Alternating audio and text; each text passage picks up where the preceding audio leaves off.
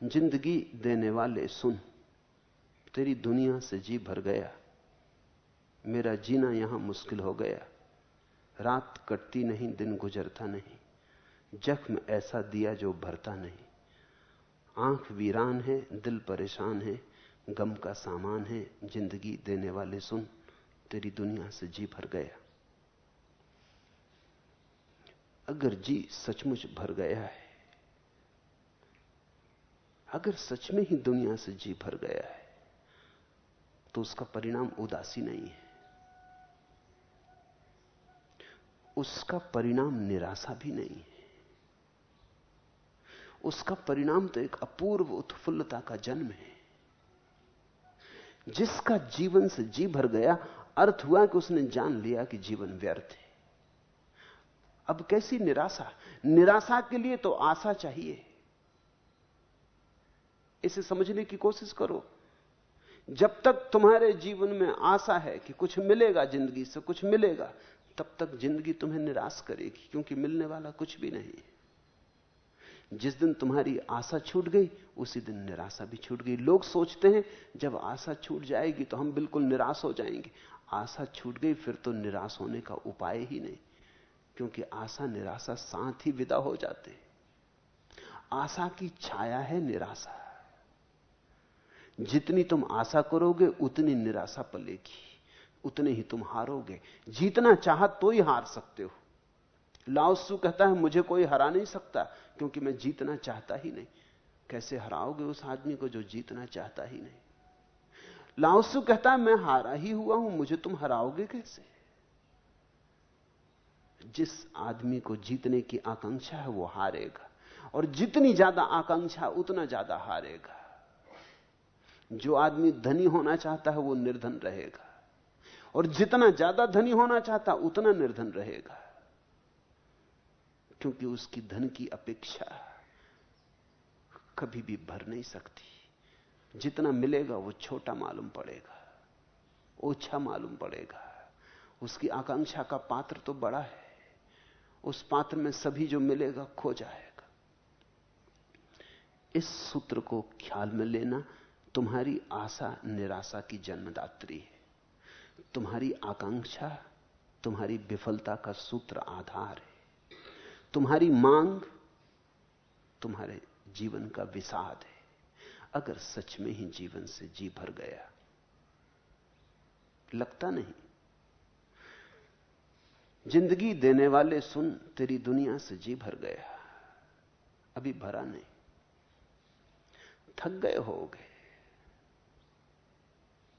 आशाएं पूरी नहीं हुई, लेकिन आशाएं समाप्त नहीं हो गई।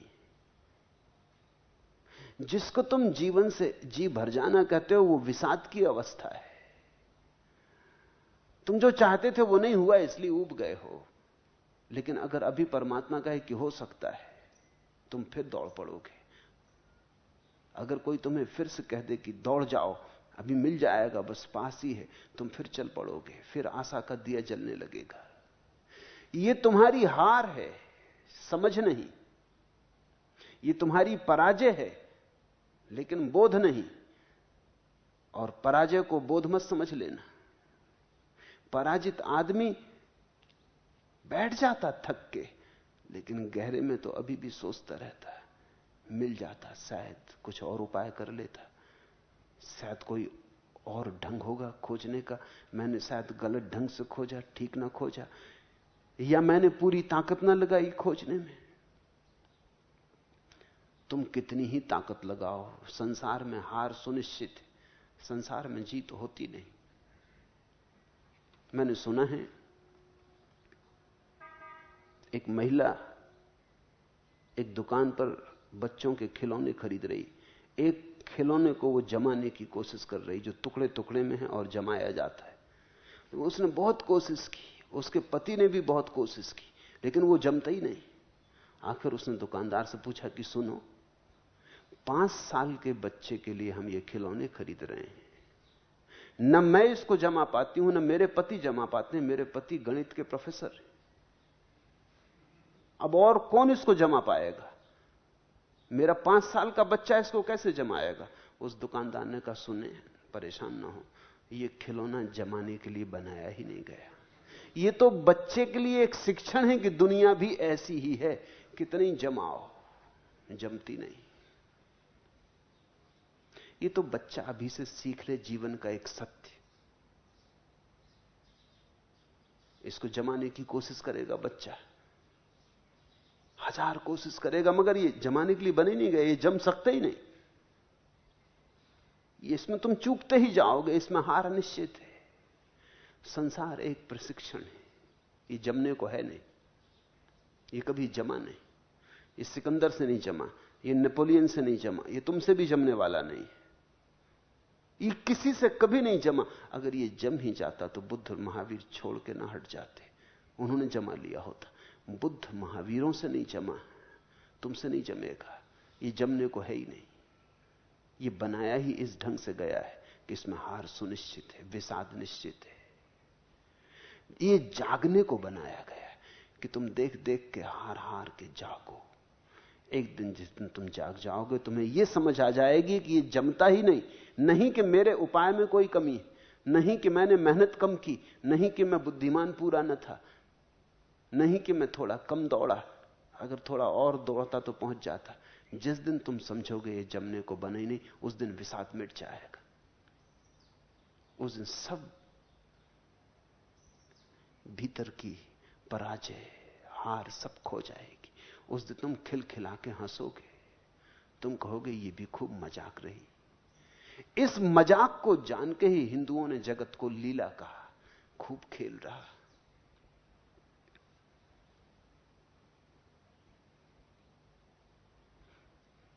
इस संसार से तुम जब तक अपेक्षा रखे हो तब तक बेचैनी है। ए दिले मर्ग आसना, खत का जवाब सुन लिया, और तू बेकरार हो, और तू इंतजार कर।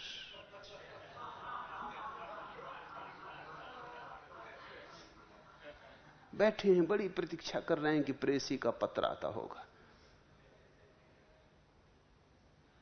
ए दिले मर्ग आसना, ए प्रेसी पे मिटे हुए दिल, ए दिले मर्ग आसना, खत का जवाब सुन लिया, और तू बेकरार हो, और तू इंतजार कर। अब जागो, बहुत हो चुका है इंतजार। देखो यहां कुछ मिलने को है नहीं, खेल है, खेल की तरह खेल लो, इसमें भटक मत जाओ, इसको अति गंभीरता से मत लो। और तुम तो ऐसे पागल हो कि फिल्म देखने जाते हो उसी को गंभीरता से ले लेते हो। देखा, फिल्म में किसी की हत्या हो जाती, अनेक आहें निकल जाती, पागल हो गए हो। कुछ तो होश रखो। लोगों के रुमाल अगर तुम फिल्म के बाद पकड़ के एक एक के देखो तो गीले पाओगे, आंसू बह जाते हैं, पहुंच लेते हैं अपने आंसू, जल्दी से रुमाल छिपा लेते। अच्छा है वो तो अंधेरा रहता है सिनेमा गृह में, सो कोई देख नहीं पाता, पत्नी भी बगल में रो रही, पति भी रो रहे हैं, दोनों पहुंच के अपना। मगर दोनों को यह समझ में नहीं आ रहा कि पर्दे पे कुछ भी नहीं है, धूप छांव, लेकिन वो भी प्रभावित कर जाती, उससे भी तुम बड़े आंदोलित हो जाते हो। प्रतीक प्रभावित कर जाते हैं, शब्द प्रभावित कर जाते हैं। तो स्वाभाविक है कि ये जीवन जो चारों तरफ फैला है, इतना विराट मंच, इसमें अगर तुम भटक जाओ तो कुछ आश्चर्य नहीं, तुम होश में नहीं हो, तुम मूर्छित हो। जिंदगी देने वाले सुन, तेरी दुनिया से जी भर गया, मेरा जीना यहां मुश्किल हो गया। मुश्किल, इसका मतलब है कि अभी भी अपेक्षा बनी, नहीं तो क्या मुश्किल है। मुश्किल का मतलब है अभी भी तुम चाहते हो कुछ सुविधा हो जाती, कुछ सफलता मिल जाती, कुछ तो राहत दे देते। एकदम हार ही हार तो मत दिलाए चले जाओ, कुछ बहाना तो, कुछ निमित्त तो रहे जीने का। रात कटती नहीं, दिन गुजरता नहीं, जख्म ऐसा दिया जो भरता नहीं। फिर से गौर से देखो, क्योंकि जानने वालों ने तो कहा कि जगत माया है, इससे जख्म तो हो ही नहीं सकता। ये तो ऐसा ही है, अष्टावक्र बार बार कहते, जैसे रज्जु में सर्प। जैसे कोई आदमी अंधेरे में देख के रस्सी और भाग खड़ा हो कि सांप है, भागने में पसीना पसीना हो जाए, छाती धड़कने लगे, हृदय का दौड़ा पड़ने लगे, और कोई दिया ले आए और कहे कि पागल जरा देख भी तो, वहां ना कुछ भागने को है ना कुछ भयभीत होने को है, रस्सी पड़ी है।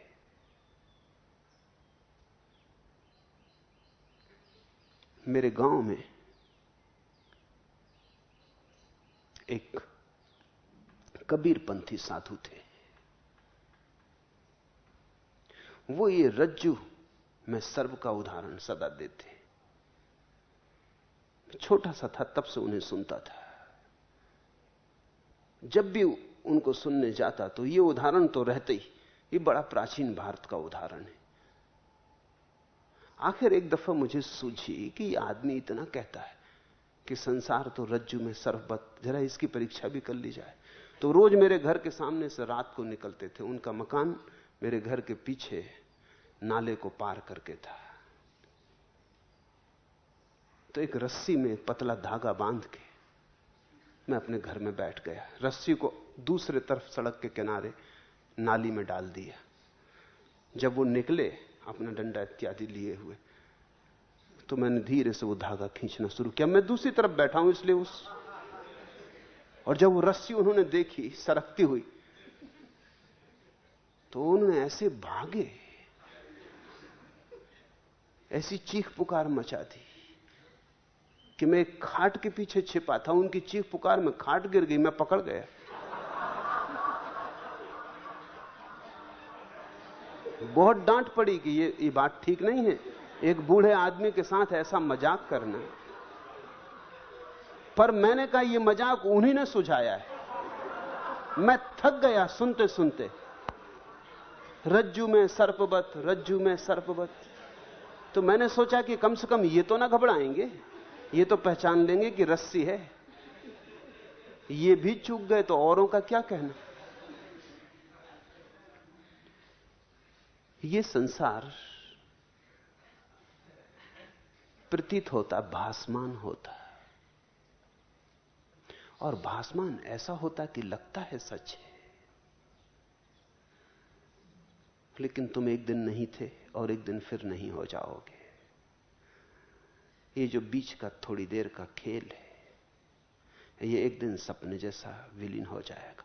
पीछे लौट के देखो, तुम 30 साल जी लिए, 40 साल जी लिए, 50 साल जी लिए। ये जो 50 साल तुम जिए, आज क्या तुम पक्का निर्णय कर सकते हो कि सपने में देखे थे 50 साल या असली जिए थे? अब तो सिर्फ स्मृति रह गई। स्मृति तो सपने की भी रह जाती है। आज तुम्हारे पास क्या उपाय है ये जांच करने का कि जो 50 साल मैंने जिए, ये वस्तुतः में जिया था, वस्तुतः, या एक सपने में देखी कथा है? बड़ी मुश्किल में पड़ जाओगे। बड़ा चित्त बेचैन हो जाएगा अगर सोचने बैठोगे। अगर इस पे ध्यान करोगे तो बड़े बेचैन, पसीने पसीने हो जाओगे, क्योंकि तुम पकड़ ना पाओगे सूत्र की कैसे सिद्ध करें कि जो मैंने सोचता हूं कि देखा, वो सच में देखा था या केवल एक मृग मरीचिका थी। मरते वक्त जब मौत तुम्हारे द्वार पर खड़ी हो जाएगी और मौत का अंधकार तुम्हें घेरने लगेगा, क्या तुम्हें याद ना आएगी कि जो मैं 60, 70, 80 साल जीवन जिया वो था? तुम कैसे तय करोगे कि वो था? मृत्यु सब पहुंच जाएगी। कितने लोग इस जमीन पर रहे, कितने लोग इस जमीन पर गुजर गए, आए और गए। उनका आज कोई भी तो पता ठिकाना नहीं है। वैज्ञानिक कहते हैं कि तुम जिस जगह बैठे हो वहां कम से कम 10 आदमियों की लाशें गड़ी। इतने लोग इस जमीन पर मर चुके। इंच इंच जमीन कब्र है। तुम ये मत सोचना कि कब्र गांव के बाहर है। जहां गांव है वहां कभी कब्र थी, कभी कब्रिस्तान था, मरघट था। जहां अब मरघट है वहां कभी गांव था। सब चीजें बदलती रही हैं कितने करोड़ों वर्षों में। जमीन का एक एक इंच आदमी की लाशों से पटा है। हर इंच पर 10 लाशें पटी। तुम जहां बैठे हो वहां 10 मुर्दे नीचे गड़े। तुम भी धीरे से 11वें हो जाओगे, उन्हीं में सरक जाओगे। फिर इस सब दौड़ धूप का, इस आकांक्षा, अभिलाषा का, इस महत्वाकांक्षा का क्या अर्थ है, क्या सार है? इस सत्य को देखकर जो जागता है, फिर वो ऐसा नहीं कहता कि रात कटती नहीं, दिन गुजरता नहीं। फिर वो ऐसा नहीं कहता कि जख्म ऐसा दिया जो भरता नहीं। आंख वीरान है, दिल परेशान है, गम का सामान है। ये तो सब आशा अपेक्षा की ही छायाएं हैं। इनसे कोई धार्मिक नहीं होता। और इनके कारण जो आदमी धार्मिक हो जाता है, वो धर्म के नाम पर संसार की ही मांग जारी रखता है। वो मंदिर में भी जाएगा तो वही मांगेगा जो संसार में नहीं मिला है। उसका स्वर्ग उन्हीं चीजों की पूर्ति होगी जो संसार में नहीं मिल पाई। उनकी आकांक्षा वहां पूरी कर लेगा। इसलिए तो स्वर्ग में हमने कल्प वृक्ष लगा रखे, उनके नीचे बैठ गए, सब पूरा हो जाता है।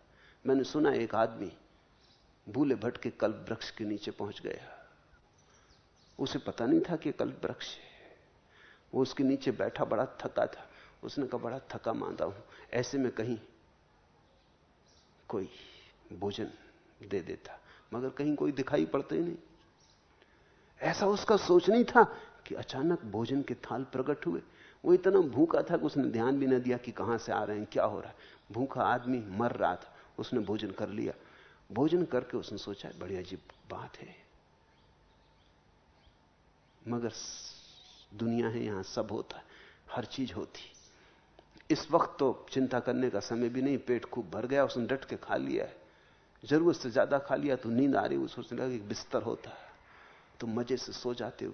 सोचना था कि एक बिस्तर लग गया, जरा सा सक तो उठा, मगर उसने सोचा अभी कोई समय है, अभी तो सो लो, देखेंगे, अभी तो बहुत जिंदगी पड़ी, जल्दी क्या है, सोच लेंगे।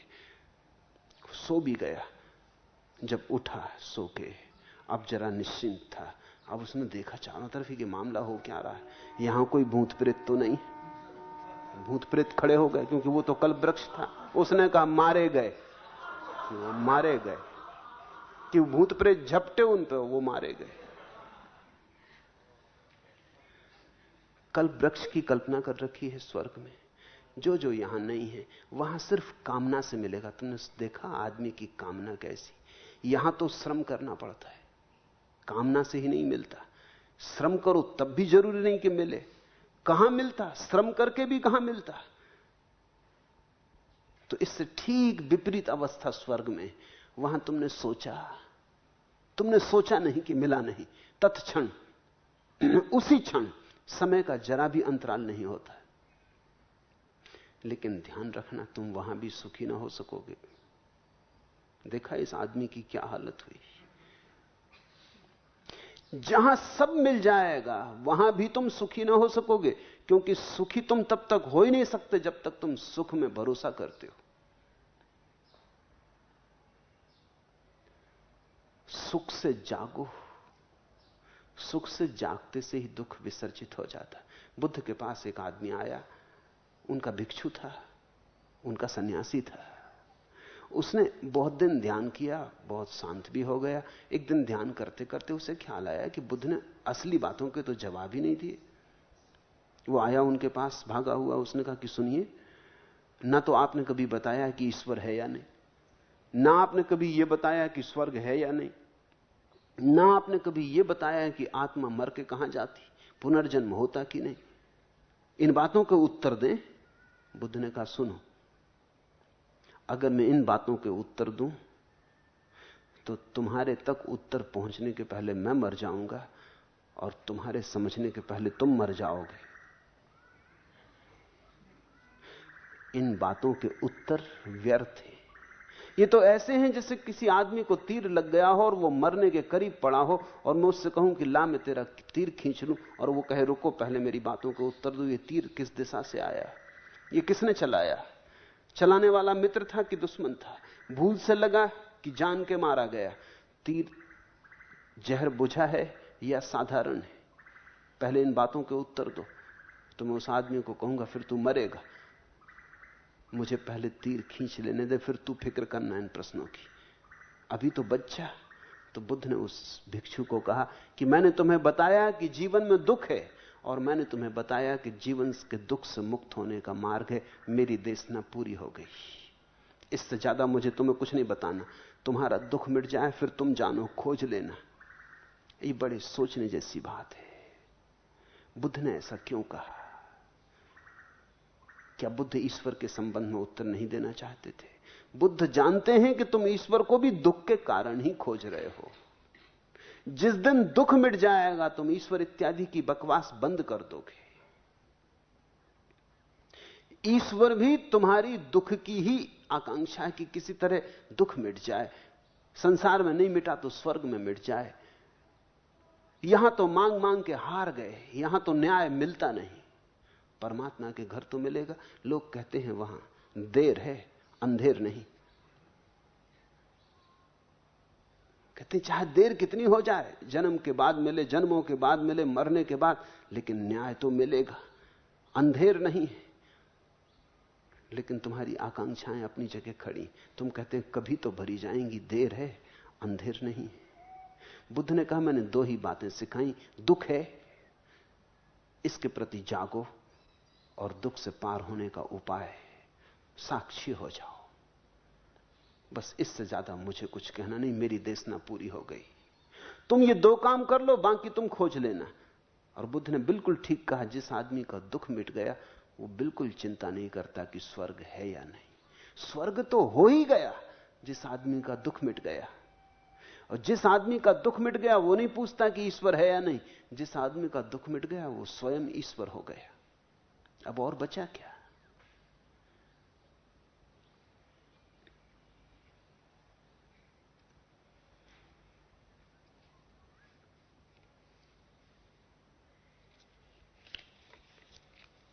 प्रश्न, उसे बहुत कुछ समझने की जरूरत है। जिंदगी को आकांक्षाओं के पर्दे से मत देखो। जिंदगी को अपेक्षाओं के ढंग से मत देखो। जैसी जिंदगी है उसे देखो और बीच में अपनी आकांक्षा को मत लाओ। और तब तुम अचानक पाओगे सांप खो गया, रस्सी पड़ी रह गई। फिर उससे भय भी पैदा नहीं होता, जख्म भी नहीं लगते, हार भी नहीं होती, पराजय भी नहीं होती, विषाद भी नहीं होता। और उससे तुम्हारे भीतर उस दिए का जलना शुरू हो जाएगा जिसको अष्टावक्र साक्षी भाव कह रहे। दुख को देखो, सुख को चाहो मत, दुख को देखो। दो ही तरह के लोग हैं दुनिया में, सुख को चाहने वाले लोग और दुख को देखने वाले लोग। जो सुख को चाहता है वो नए नए दुख पैदा करता जाता है, क्योंकि हर सुख की आकांक्षा में नए दुख का जन्म है। और जो दुख को देखता है दुख विसर्जित हो जाता है, और दुख के विसर्जन में सुख का आविर्भाव है। मैं फिर से दोहरा दूं, दो ही तरह के लोग हैं और तुम्हारी मर्जी, जिस तरह के लोग तुम्हें बनना हो बन जाना। सुख को मांगो, दुख बढ़ता जाएगा, क्योंकि सुख मिलता ही नहीं, मांगने से मिलता ही नहीं, इसलिए दुख बढ़ता जाता है। फिर जितना दुख बढ़ता है उतना ही तुम सुख की मांग करते हो, उतना ही ज्यादा दुख बढ़ता है। पड़े एक दुष्ट चक्र में जिसके बाहर आना मुश्किल हो जाएगा। इसी को तो ज्ञानियों ने संसार चक्र कहा है, भव सागर। बड़ा सागर बनता जाता है, क्योंकि जैसे जैसे तुम्हारा दुख बढ़ता है तुम सोचते हो और सुख की खोज करें, और सुख की खोज करते हो और दुख बढ़ता है। अब इसका कहीं पारावार नहीं, इसका कोई अंत नहीं, भवसागर निर्मित हुआ। दूसरे तरह के लोग हैं जो दुख को देखते हैं।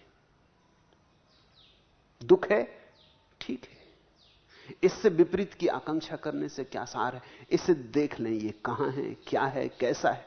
दुख तथ्य है तो इसके प्रति जाग जाएं। तुम इसका छोटा मोटा प्रयोग करके देखो।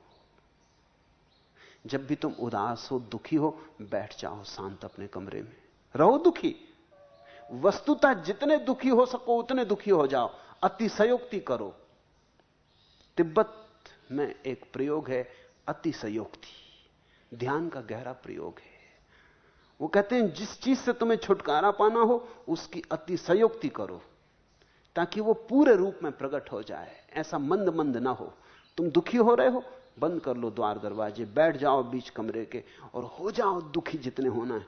तड़फो, आह भरो, चीखो, लोटना पोटना हो जमीन पे लोटो पोटो, पीटना हो अपने को पीटो, लेकिन दुख की अतिशयोक्ति करो। दुख को उसकी पूरी गरिमा में उठा दो, दुख की आग जला दो। और जब दुख की आग भभक के जलने लगे, धू धू करके जलने लगे, तब बीच में खड़े होकर देखने लगो क्या है, कैसा है दुख। इस दुख के साक्षी हो जाओ, तुम चकित हो जाओगे, तुम हैरान हो जाओगे कि तुम्हारे साक्षी बनते ही दुख दूर होने लगा, तुम्हारे और दुख के बीच फासला होने लगा। तुम साक्षी बनने लगे, फासला बड़ा होने लगा। तुम और भी साक्षी बनने लगे, फासला बड़ा होने लगा। और जैसे जैसे फासला बड़ा होने लगा, सुख की धुन आने लगी, सुख की सुवास आने लगी, क्योंकि दुख का दूर होना यानी सुख का पास आना। धीरे धीरे तुम पाओगे दुख इतने दूर पहुंच गया कि अब समझ में भी नहीं आता कि है या नहीं, दूर तारों पर पहुंच गया, और सुख की वीणा भीतर बजने लगी। फिर एक ऐसी घड़ी आती है जब दुख चला ही गया। जब दुख चला जाता है तो जो शेष रह जाता है वही सुख है। सुख तुम्हारा स्वभाव है। सुख दुख के विपरीत नहीं है। तुम्हें सुख पाने के लिए दुख को लड़ना नहीं है। दुख का अभाव है सुख, दुख की अनुपस्थिति है सुख। दुख को तुम देख लो भर आंख और दुख गया। यही करो तुम क्रोध के साथ, यही करो तुम लोभ के साथ, यही करो तुम चिंता के साथ। और 100 में से 90 मौकों पर तो शरीर के दुख के साथ भी तुम यही कर सकते हो। अभी पश्चिम में बड़े मनोवैज्ञानिक प्रयोग चल रहे हैं जिनने इस बात की सच्चाई की गवाही दी है। 100 में 99 मौके पर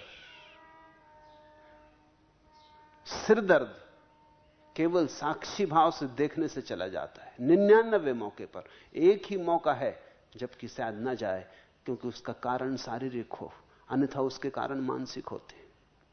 तुम्हें अब जब दोबारा सिर दर्द हो तो जल्दी से सेरिडान मत ले लेना, एस्प्रो मत ले लेना। अब की बार जब दुख हो तो इसे ध्यान का एक प्रयोग करना, तुम चकित होगे। ये तो प्रयोगात्मक है, ये तो अब वैज्ञानिक रूप से सिद्ध है। धार्मिक रूप से तो सदियों से सिद्ध रहा है, अब वैज्ञानिक रूप से सिद्ध है कि जब तुम्हारे सिर में दर्द हो तुम बैठ जाना, उस दर्द को खोजने की कोशिश करना कहां है ठीक ठीक, ताकि तुम अंगुली रख सको कहां है। पूरे सिर में मालूम होता है तो खोजने की कोशिश करना कहां है ठीक ठीक। तुम चकित होगे, जैसे तुम खोजते हो दर्द सिकुड़ने लगता, उसकी जगह छोटी होने लगती। पहले लगता था पूरे सिर में, अब लगता है थोड़ी सी जगह में। और खोजते जाना और खोजते जाना और खोजते जाना, देखते जाना भीतर।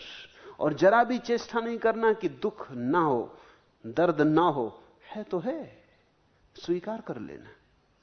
और तुम अचानक पाओगे एक ऐसी घड़ी आएगी कि दर्द ऐसा रह जाएगा जैसे कि कोई सुई चुभ हो रहा है, इतने से छोटे से बिंदु पर।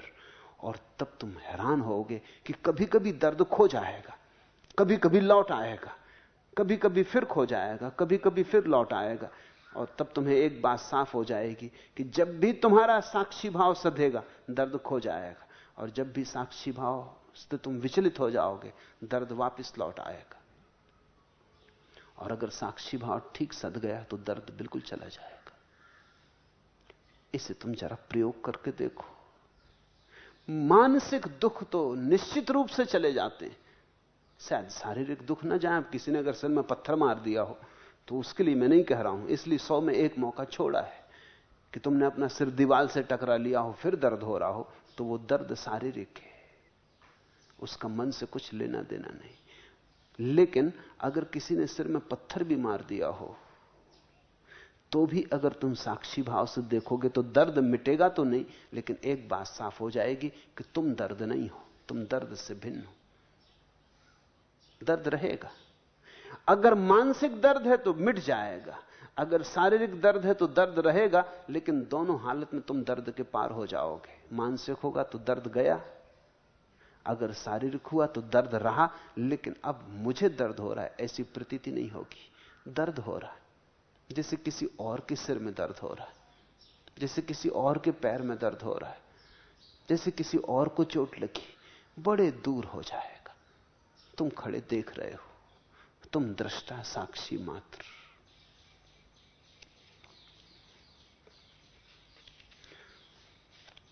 घबराओ मत जिंदगी देने वाले, सुन तेरी दुनिया से जी भर गया, मेरा जीना यहां मुश्किल हो गया। ये जिसने तुम्हें जिंदगी दी है उसके कारण नहीं हुआ है, ये तुम्हारे कारण हुआ है। इसलिए घबराओ मत, क्योंकि अगर उसके कारण हुआ हो तब तो तुम्हारे हाथ में कुछ भी नहीं। तुम्हारे कारण हुआ है इसलिए तुम्हारे हाथ में सब कुछ है। तुम जागो तो ये मिट सकता है, और ये गीत गाने से कुछ भी ना होगा, कुछ करना होगा, कुछ श्रम करना होगा ताकि भीतर की निद्रा टूटे। निद्रा टूट सकती है। ये जो अंधेरा दिखाई पड़ रहा है ये सदा रहने वाला नहीं, सुबह हो सकती है।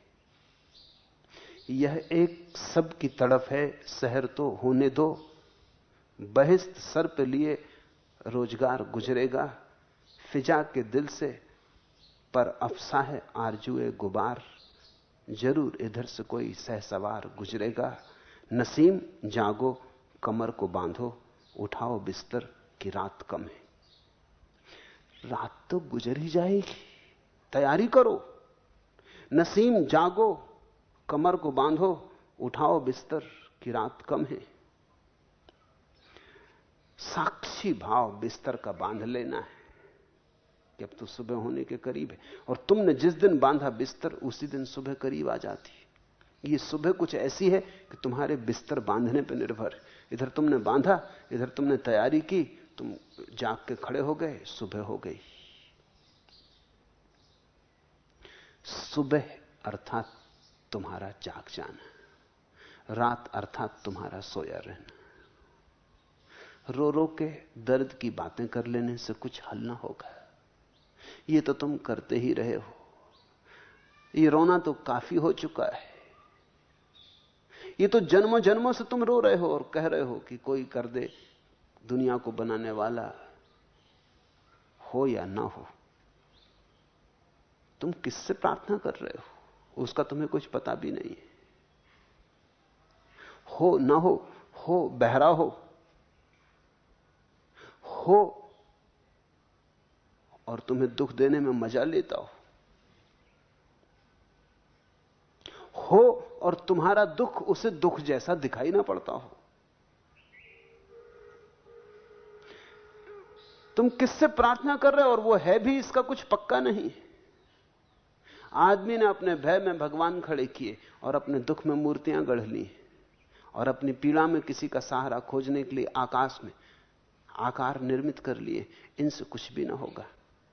अष्टावक्र या बुद्ध या कपिल तुमसे इस तरह की बातें करने को नहीं कहते। वो तो कहते हैं जो हो सकता है वो एक बात है कि तुम्हारे भीतर चैतन्य है, इतना तो पक्का है, नहीं तो दुख का पता कैसे चलता।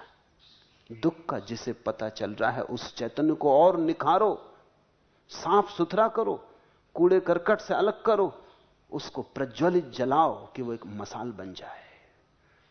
उसी मसाल में मुक्ति है।